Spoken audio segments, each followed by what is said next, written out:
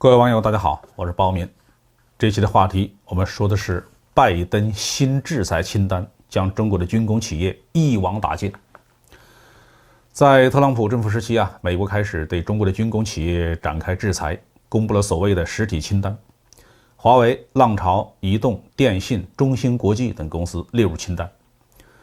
自拜登政府上任以来，非但没有解除或者是放弃对中国企业的制裁，反而变本加厉，以应对中国军工企业的威胁为由，将限制投资范围扩大到59家中国国防和科技企业，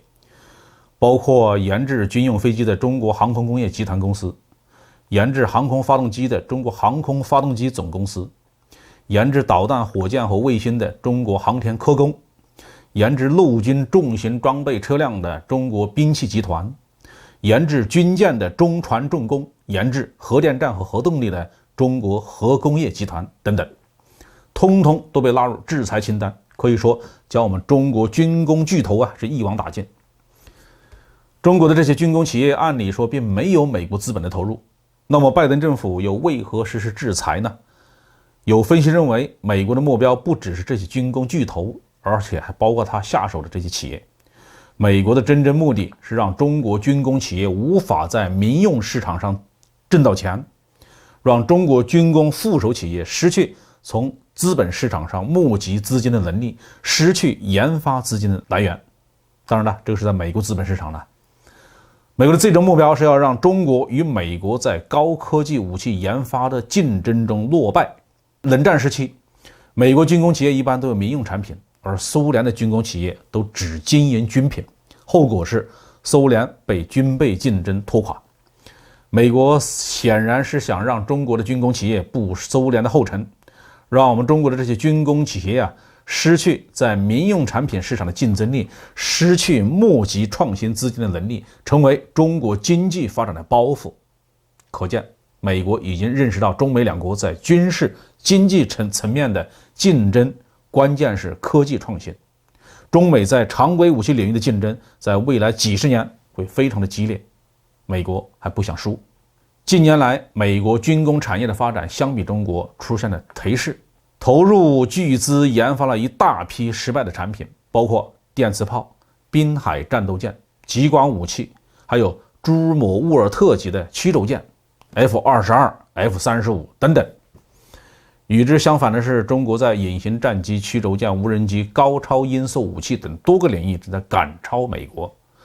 随着现代科技的发展，常规武器拥有射程远、精度高、威力大等等特点，已经具备了战略威慑能力。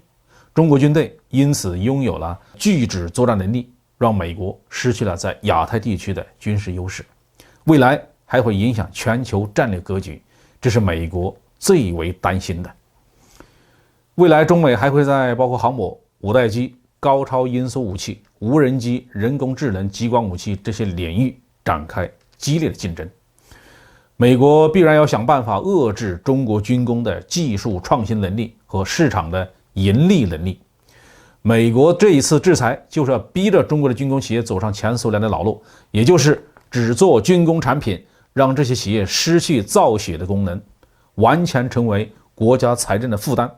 美国的用心是非常阴毒的。然而，美国所做的这一切都已经晚了，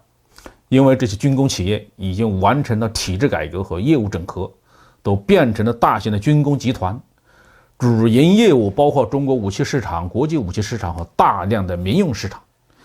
中国与苏联最大的不同，并非军工企业的体制，而是国家整个运转机制是不同的。中国是以市场经济为主拥有足以满足这些军工巨头创新的军费需求。中国军工企业还在不断的拓展国际市场，中国的武器越来越高端，包括战斗机、潜艇、无人机这些产品早已成为中国的名片。拜登政府能制裁的只有美国资本市场，不能涉及中国军工巨头。美国的确拥有全球最为发达的金融业，但是忘了中国优质军工企业完全可以在香港市场或中国国内的市场融资。中国军工企业早已经变成了优质投资的标的。香港和国内资本市场如果多了这些企业，